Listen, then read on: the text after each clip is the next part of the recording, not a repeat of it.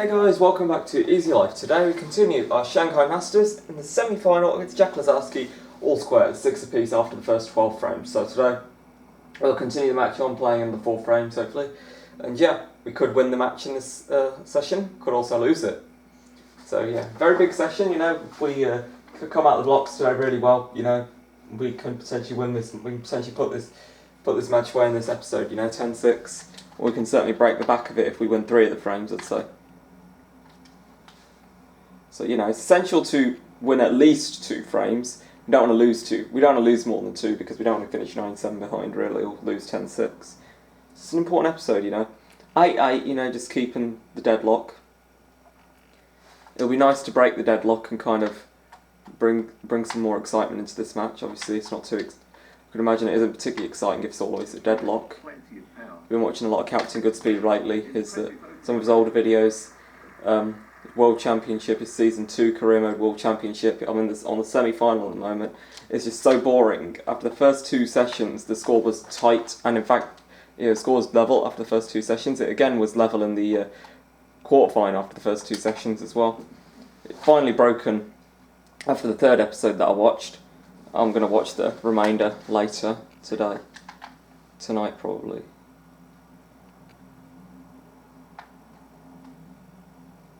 Just going to check how black goes. It most certainly does. So, of course, you know, we have had glimpses of greatness in this match, making 2 century breaks, I believe. One of them was a 147, as we know. I believe we have made another one. I think it was in the last episode. Hopefully we can start off with one here, you know. It will be the first, if we win this frame, it will be the first time in this match that we've taken 2 consecutive frames.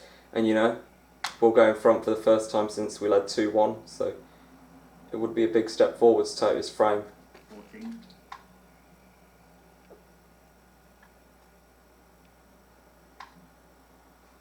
I think this is probably the best red to play on right here, seeing as I've got the chance to play on it right now.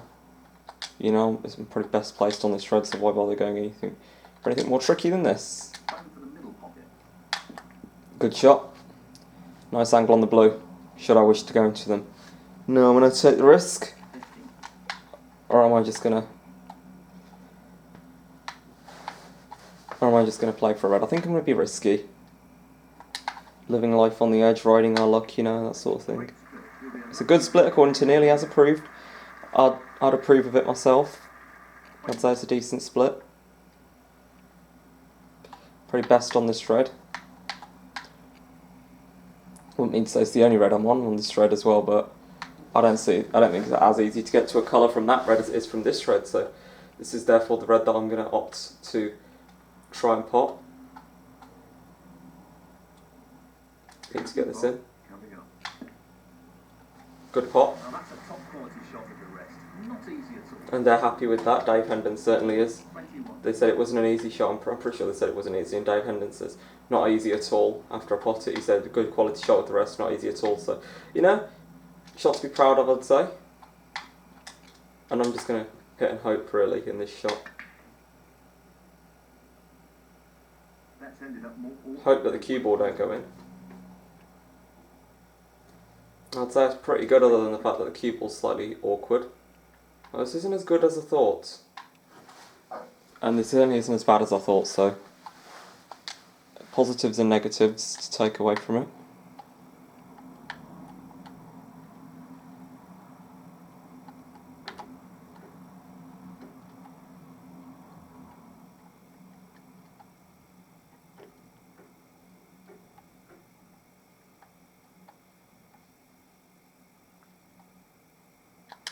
By this red. Good shot. That was a quality shot, I'd have to say. Kind of had to just bite the bullet there and go for it. Go for a shot that maybe I wasn't massively comfortable on.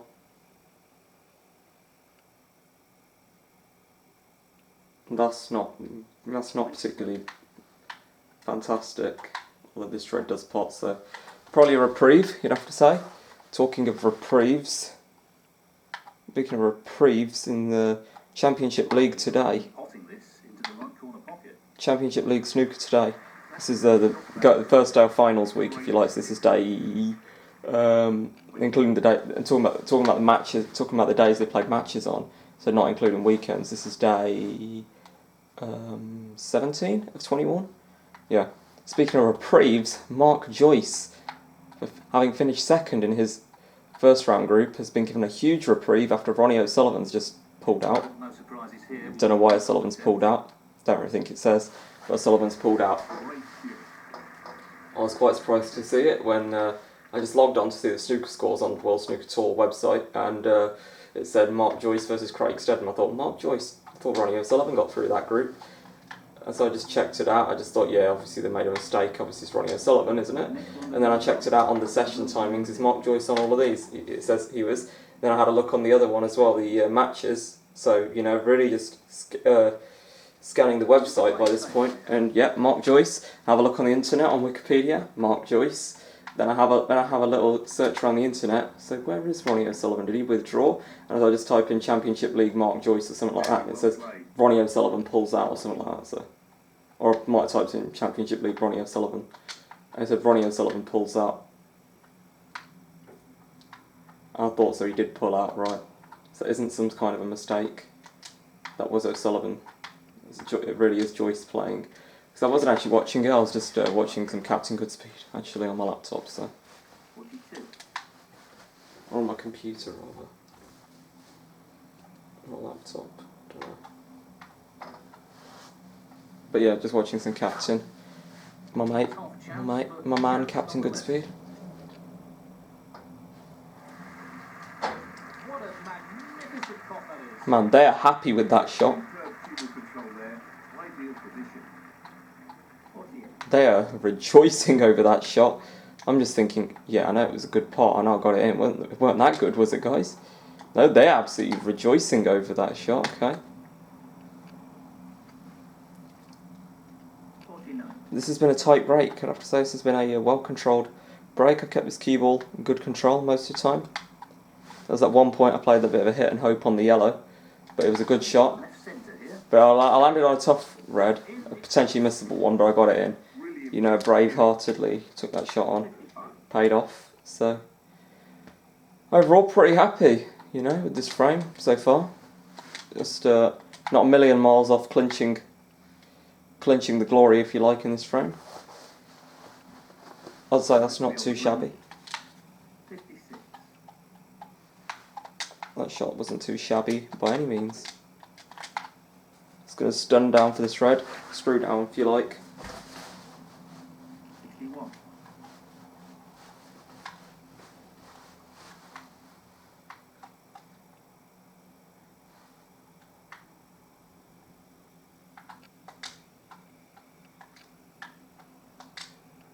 Oh, the black pot's into Important pot here. the other corner pocket, so yeah. That was frame ball, I believe, and we are going to be taking the lead. First time in this match To win the frame now. since 2-1. 62.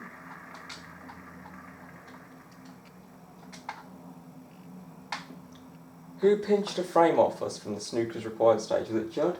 No, Robertson did it at the World Championship. Happened to Captain Goodspeed by at the hands of Kyron Wilson in his semi-final. But then again, Captain Goodspeed did also pinch one off Kyron Wilson before that frame.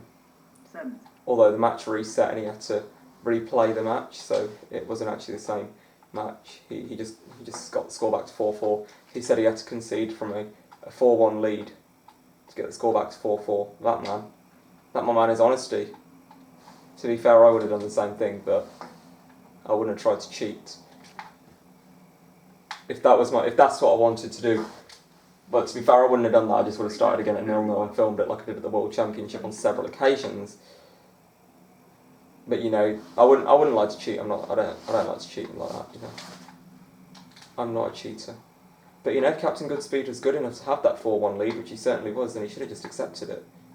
But you know, sometimes being too honest costs you.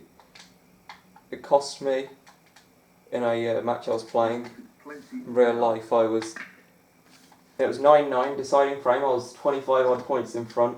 I wasn't on a break or anything. It was just like, well, I wasn't on a break 7, but But anyway, I'm only right long makes a 7 or 8 or something, you know, but I caught up from a long way behind twice in that match, from 4-0 to lead 5-4, and then again from 9-6 down to level up at a decider. So, you know, I'd done a lot in that match, but I'd owned up to touching a red with my cue, which my practice partner would never do. He doesn't really tend to own up to that, and I just kind of messed up from there.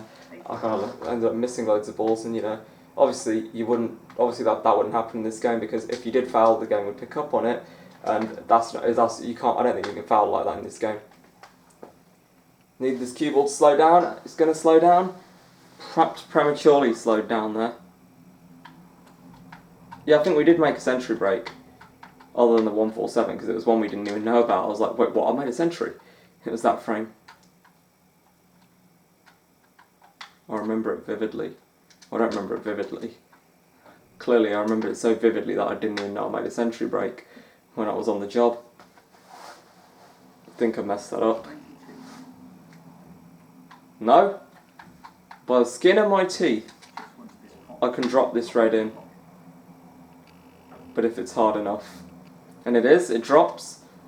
I'm just going to screw up for the yellow here.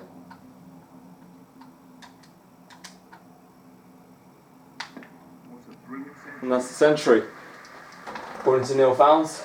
Don't know what break it is at the moment, I wasn't really keeping count. 100. Alright, it's 100 on the dot. Just the colours left now.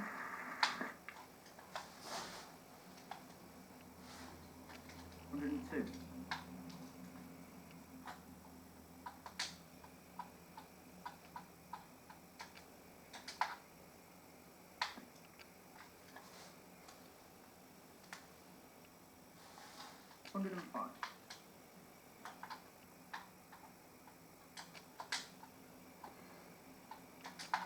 You know, we made 4 centuries in that match against Dave Gilbert.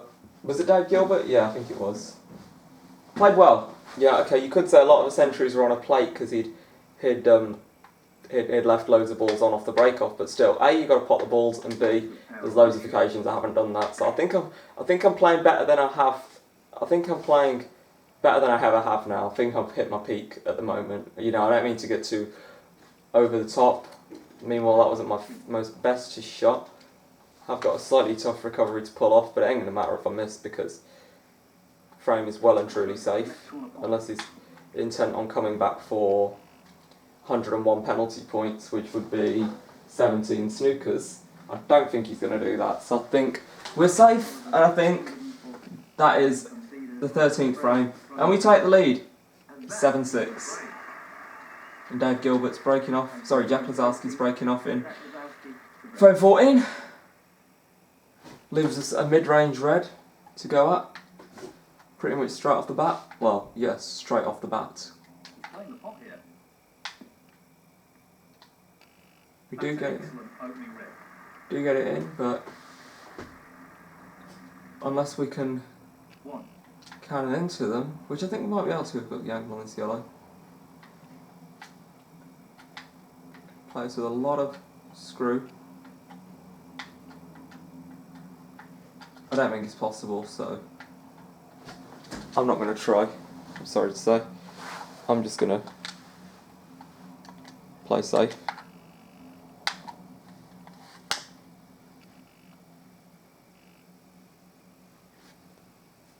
Well, he's got it. Great shot. Think I got it. Ronnie O'Sullivan. I have, yeah.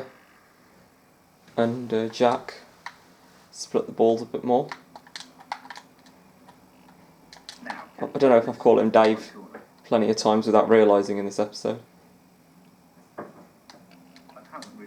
Yeah, that was an unfortunate shot. Well, I can hit the black.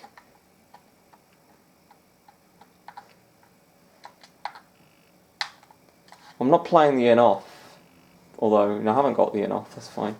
Have left a fairly easy enough starter, and he does proceed to get it. And you've left him the blue, well, he's got on the blue rather. You know, we kind of did a good enough pot to split the reds, but not to land on the black. That was a problem. It was a good pot, you know. If we'd probably hit it a bit harder, maybe with a bit of top spin, we might have been in the business now. I might have been in the money, as they say. So that's a shame. kind of not in our hands anymore, and that's an extremely good split. You'd have to say, yep, Jack's not really knocked by the fact that we've taken 2 consecutive frames off him. And that was a very good pot that I didn't really think he'd play. I thought there were other pots that were probably easier than that, still tough ones. 24. Okay, the black's tied up, consolation for us. Big consolation, you'd have to say. 25. He's left himself a tough colour here.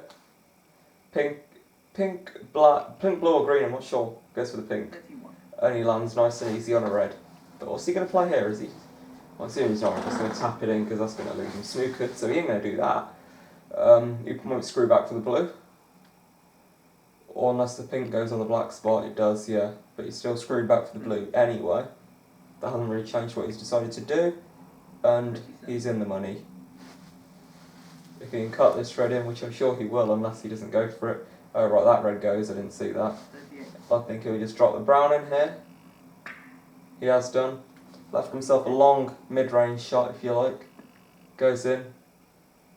43. He's got a nice easy blue in centre pocket. 48. Choice of 2 reds here. Hard one and the easy one. I think he'll go for the easy one. Yeah, he has gone for the easy one. He's left himself a tough pink, immiscible pink perhaps. He gets it in. 55. Again, 2 reds available. Hard one and easy one. Well, that wasn't particularly hard. 56. And the deadlock is not broken, and no one will be winning the match in this episode. So we'll be going into another episode of this match. Sullivan to break. The deadlock cannot seem to be broken in this match. Hopefully we can break it in these next 2 frames. Obviously it would be nice. But I just never really got a clear-cut chance to go into the reds and land on a colour. You know, one time I landed on a colour, I refused the colour for obvious reasons. Because it just didn't land me on a red. I just thought I'd play a snooker. I didn't get any penalty points out of it, but I did get a red left on. But it was a red which didn't really leave me on anything, and the rest is history. I'll pot that red, get snookered, leave him a tough red. He knocks, well, a sort of tough red. He knocks it in. The rest is history. It's even Stevens once again.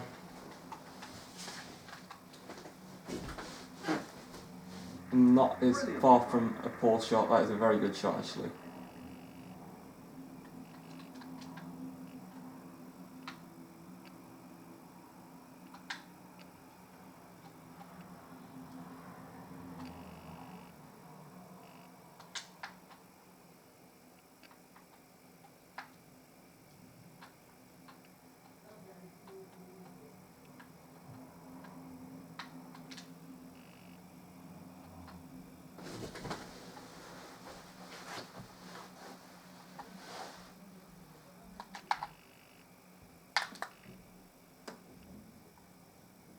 Got the double, I've got it in. I did not play for that. Fuming about that. It's played. 1. I've missed the tuck up as well. Well, that's a loose shot. Foul and a miss. Ronnie O'Sullivan. And Jack Lisowski. a nightmare scenario I've been put in. He's trying to be as risk averse as Been given a possible. taste of my own medicine, if you like. That's beautifully judged. I look safe, all intents and purposes. For all intents and purposes, that seems pretty safe as well. So the battle continues, and that was a big overhit, and we've left him a chance. It's a poor shot. I'm not sure what happened there, but it's a poor result. 1. That is an even worse shot. At least he could have recovered from it. 1. At least that was in his own hands, and he didn't recover. And he only scores 1 point off Safe and that major misjudgment by us. And we made another big misjudgment, but this time I don't think there's going to be much that goes unless we get really unlucky. I don't think we have. I think That is very safe to me. unless that shot to nothing went, which it didn't. So back in on this frame.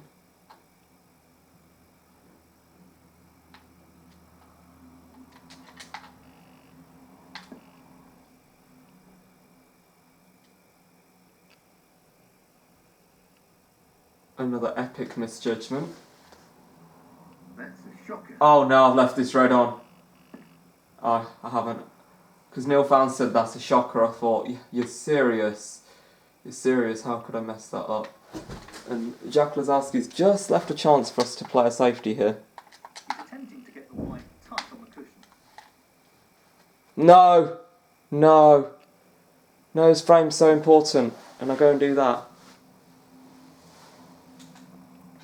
That's painful. That could be a key to be a turning point in the match. And Jack proceeds to knock that in.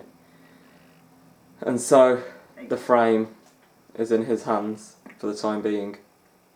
9. And it's only gonna be for one more shot, you'd have to, for a couple more shots. 14. Unless this red goes. No, I don't know, it might have done.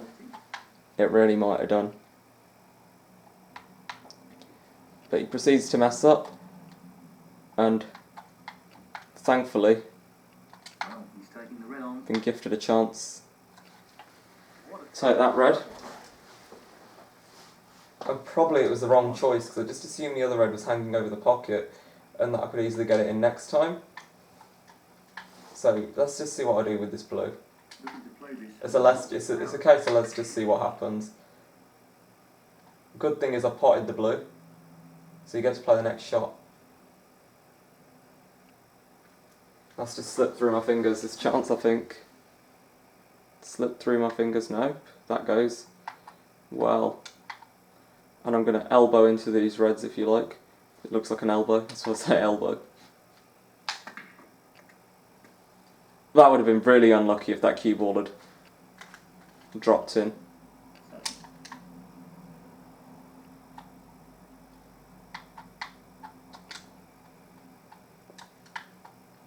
Playing this with a lot of power. Just swing that round, the yellow. I don't know what I'm on here. 12.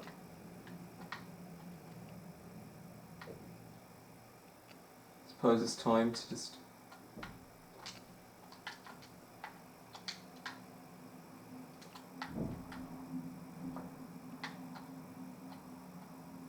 No, don't look like that goes.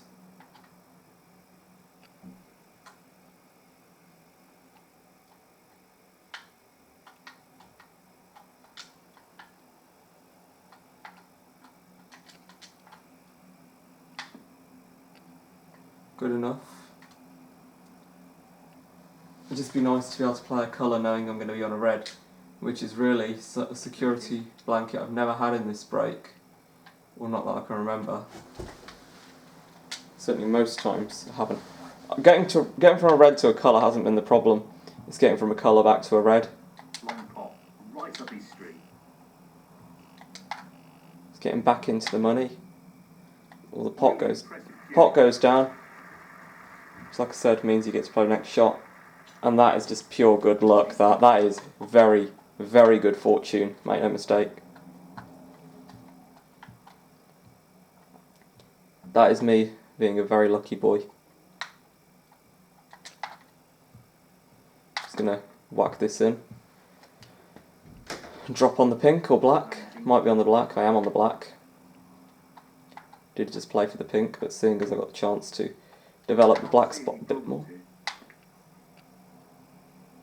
That's good. It's fine. I'm on a red, which is the main thing.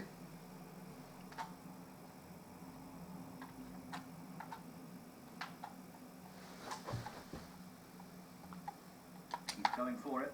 This is a toughie. Oof. What a pop. Amazing. For a moment I thought I'd missed it. What about that for a position shot? Perfect. Because I thought I'm just getting carried away with myself here, thinking I could take a lead into the next episode. That's just what I was thinking in my head. I didn't say anything, but in my head that's what I was thinking. Sometimes I don't always say what I'm thinking, I just kind of like thinking it in my head. And just forgetting to say it, and just kind of like thinking in my own little fantasy world that of what I could achieve in this game. But I just kind of never bother saying it. So maybe sometimes when I'm really quiet, I'm probably just thinking about how I'm probably just getting... It's probably, when I'm quiet, it's probably not a good thing. It's probably me getting carried away with myself in my head Because if I'm fuming angry, I ain't going to be quiet. I'm going to need to let my emotions out. Like you saw me against that Robertson match. I got very angry in that match. I was pretty much crying at one point. I don't think I did. I didn't cry over it, but it might have sounded like I was crying. It did hurt me. That did hurt. I mean, you know, because it was the World Championship. Probably the best thing was it gives you an insight into how the players might feel when they're losing that badly in a World Championship or in any tournament for that sake. And you know, and for me, I'm crying. I'm not crying. I'm getting agitated, and it's just a video game. But it's just a video game. It should just be a bit of fun. To them, it's perfectly reasonable that they're going to get angry. That is their livelihood. Let's not forget. Playing snooker is their livelihood. They get paid. The more rounds they win, the more players they beat, the more money they get, pretty much, you know? Unless it's a championship league and you're playing a dead match or something. Well, a dead match for you, you know? We always love seeing dead frames. Seeing how they play out because, you know, winning the frame means obviously nothing to either player. One player ain't going to gain any more money out of it. One player can't gain any money at all, so... You know, neither player can earn any more money out of that frame, so, you know, it's just interesting to see what the players' attitudes are towards that frame. That's what I like about dead frames. I was kind of interested at one point in the Championship League. I really wanted to see a dead frame, just to see how the players would play. Just because I feel like a dead frame would kind of just show how much a player loves snooker for what it is, rather than love it because it makes them money. He's played that very well. 50.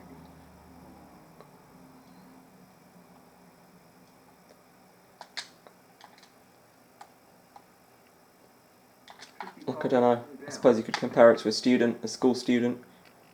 That's an absolutely outstanding. You know, He couldn't have played that any better. do they love studying for what it is, or do they love it because it gives them good exam results? I'd say I'd like to think that most people for the latter, because it gives them good exam results. I can probably kind of relate to that a bit more. You know, there are some things that are interesting, genuinely interesting, but you know,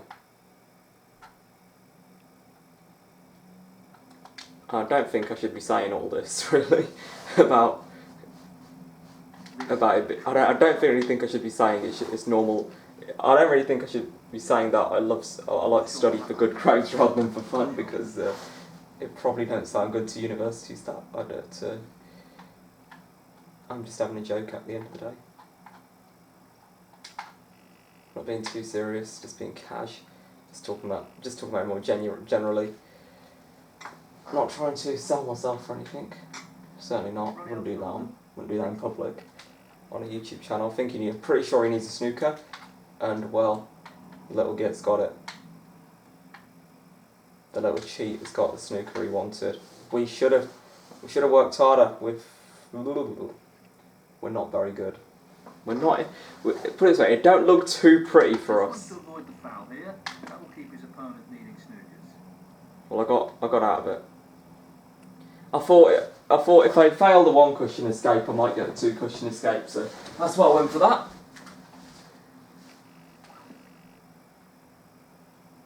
And this time he leaves it on. And we got the frame at our mercy. Just so long as this red goes in, it will keep him in his seat. And that'll be the frame. That'll be the lead.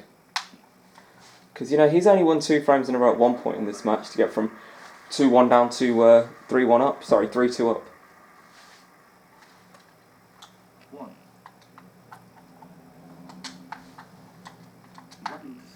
So this makes the next frame very significant. Are we going to finish out where we started at even Stevens, or am I going to break in front and take a lead and be on the cusp of a place in the Shanghai Masters final, which I failed to do last season? Just going to tap this, not going to try and pot it. So we're just going to progress on to the last frame of this episode. Well, if I win it and there's enough time to play another frame, then I might play that next one, that 17th frame, but that's only if I win. And that's only if there's enough time before. And that's only if there's about 8 minutes or something till the 47-minute mark. I don't want to rush, you know. I just want to... Oh, he nearly flukes then. That would have hurt, watching your opponent fluke on the break-off.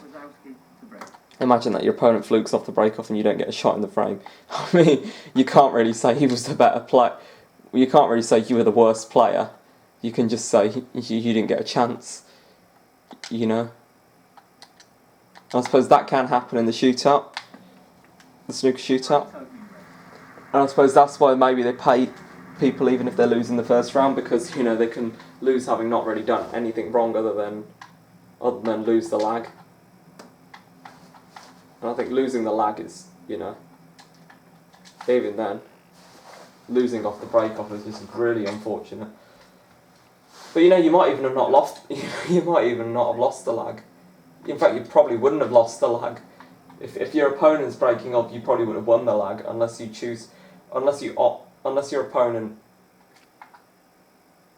decides to put themselves in on the break off, and that was a disgrace. That really was a disgrace. What was I talking about? Well, consolation is the black only pots to one pocket, and that might be end of break very, very early. Yeah, that was exactly what I was saying. And he's left us straight back into the reds. So long as this goes in, we're back in business. We're in again. We're in again with a chance to break away in this match. Well, only one red went in, but can't have everything, hey? I suppose 2 reds. I don't know if that's a good thing, you know, sometimes. You know, you don't want 2 reds to go in, especially if you're a long way behind. Well, 2 reds if you're in front and on the cusp of winning the frame is probably a good thing, unless you're making a maximum. In which case it would be a very upsetting, in which case it would be a kick in the teeth, really, wouldn't it? This is a risky shot. That was close. Close, but a miss nonetheless. It's close, but not quite. Maybe I should have just played safe and chickened out. Ronnie O'Sullivan. Well, I don't even have to call it a chicken out. I just call it maybe being patient.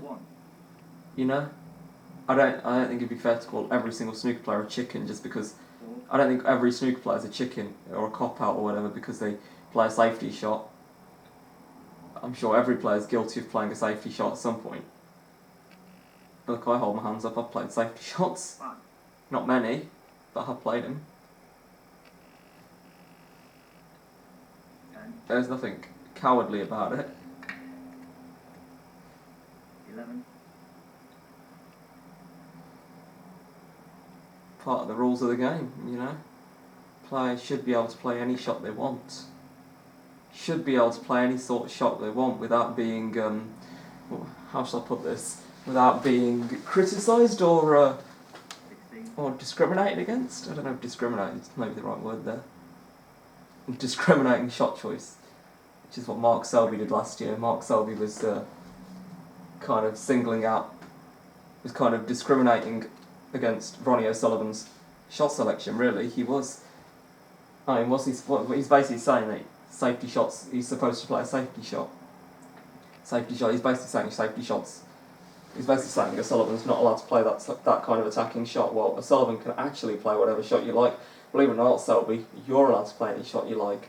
In fact, any snooker player's allowed to play any shot they like. You know, even if it is a foul. That just gives their opponent points, so, you know, a foul's going to do damage to them. I was going to say this could be good. He's dead straight on the blue, but the AI always find a way out with the little gits. Come tea time, there'll be millions of the gits, as Delboy would say.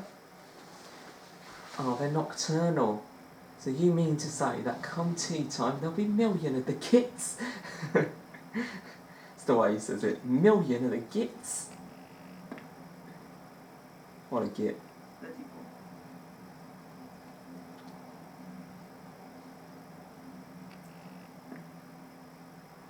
35.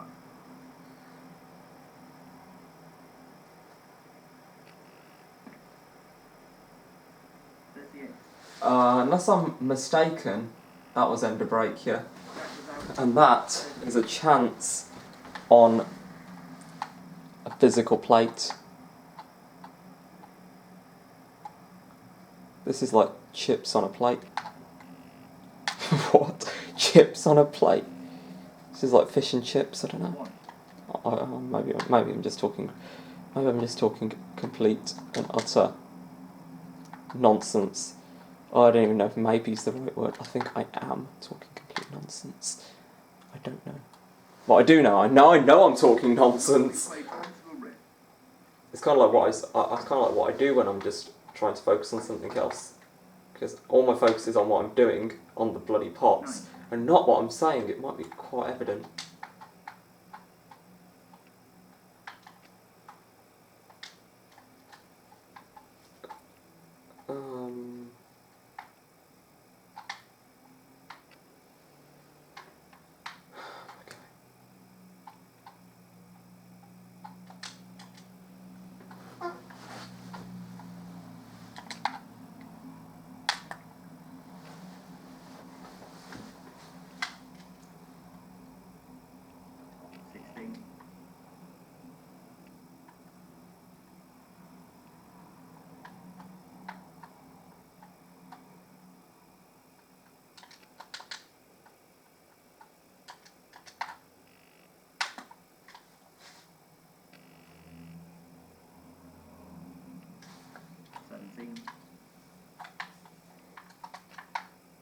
Now does that pot? It does pot to the corner pocket. Does it pot to the middle? I think it does. I think I just play it into the corner.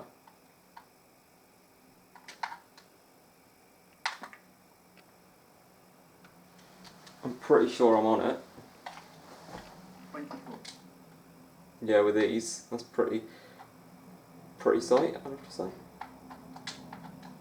It's a pleasant sight, if I do say so myself.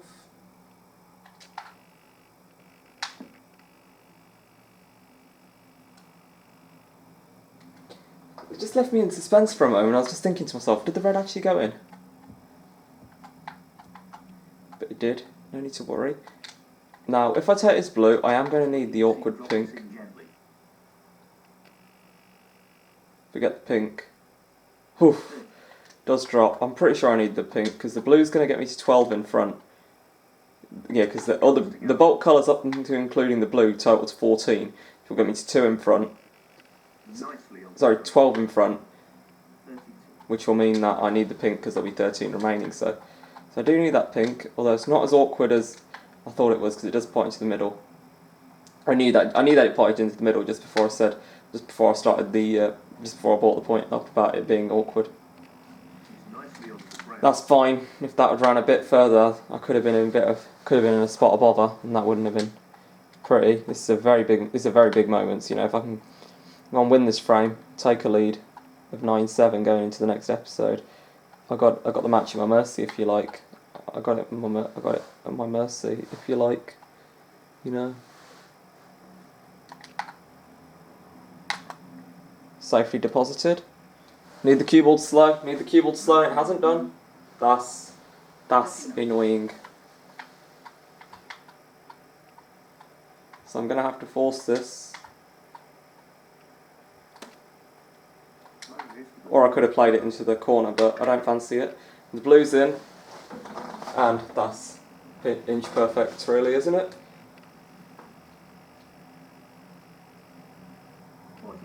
That took its time. I thought the game had frozen then. I would have been absolutely distraught so late in the match. Well, don't want to play this silly. I'm just going to tap this. Just this pink. And it goes in, and we take a 9-7 lead, barring penalty points. And even if we do foul this brown, he can't win the frame, so... Even if he does get penalty points, which he doesn't deserve. Doesn't matter about that black, because... Thanks to that break of